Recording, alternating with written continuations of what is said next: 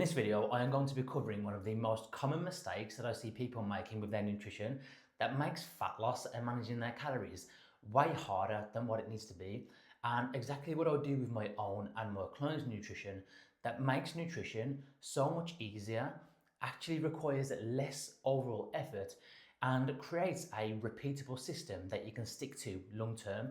And when fat loss and getting into better shape is the goal, creating something that you can repeat is super important. And if you're new here, my name is Christian. I've been in the fitness space for over 5 years now, helping people who've tried to get into better shape on their own, but continuously fail, lack the knowledge that they need, wonder why when they do put in effort, nothing ever seems to change, to getting into the best shape of their life, feeling more confident, fitter, healthier, and stronger than ever. And with that being said, let's jump into this video. Now, one of the biggest problems that I see is people just having way too much variety in their nutrition on a day-to-day basis. And when this happens, you just create more issues than what there needs to be. And generally, when we're looking at nutrition and fat loss, there's two camps of people. You've got the people that track their calories, and you've got the people that don't. And each group of people will run into issues, especially the people that do not track their calories, okay? Because when you don't have the data,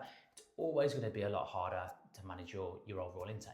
But let's speak about the people that don't track their calories first, okay? If you're having too much flexibility in your diet and each day your nutrition looks very, very different, you're going to have no predictability with your calories. And chances are one day you may end up in a deficit, another day you may land at maintenance, and another day you may land in a surplus. Because some days you may have meals that are a bit more calorie dense. On other days you may have meals where the calories are a little bit lower.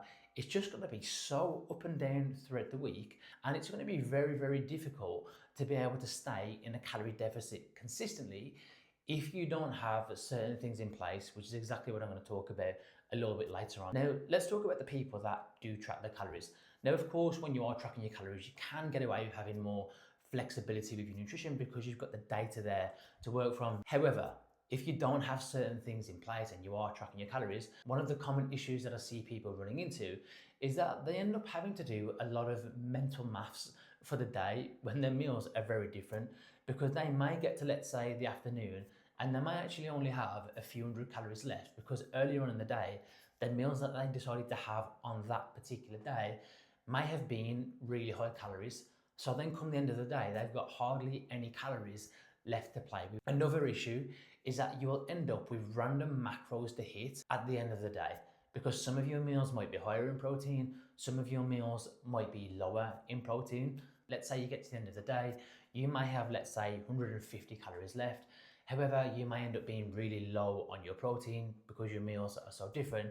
And then you're trying to make up these calories, and there's just a lot of decision making involved, and there's just a lot more brain power involved when you're doing things this way. So something that we want to be doing with our nutrition sooner rather than later is creating a repeatable system that we can literally just rinse and repeat on a daily basis. Because when we do this, whether you're tracking your calories or whether you're not, it becomes so much easier to just manage your overall food intake. There becomes less thinking involved.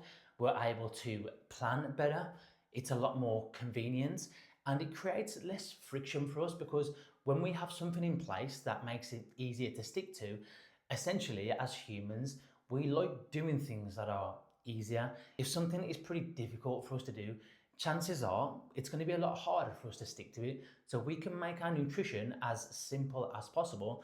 Our chances of being successful with it just become so much higher. So something that I like to implement with myself and my own clients is to incorporate what I call the 2-5-3 method. Sounds fancy, it is definitely not. All it is having 2 to 5 rotations for your breakfast.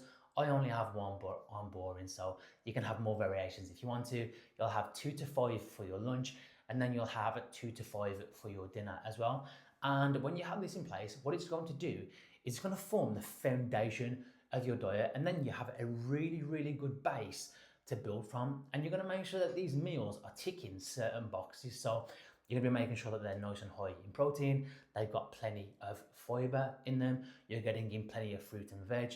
They're built around good quality meals that make you feel nice and full, as opposed to having something like a very small chicken salad that looks depressing, that leaves you feeling hungry 20 minutes later. And when you have this in place, honestly, it's going to make your diet so much easier.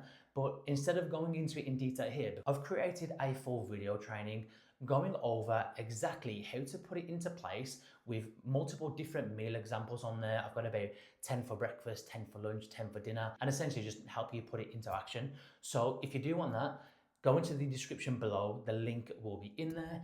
Have a little watch. Let me know how you find it. If you do have any questions based off either after you watch that or after this video, you can just pop them in the comments below. I hope you find it useful, and I will catch you in the next one.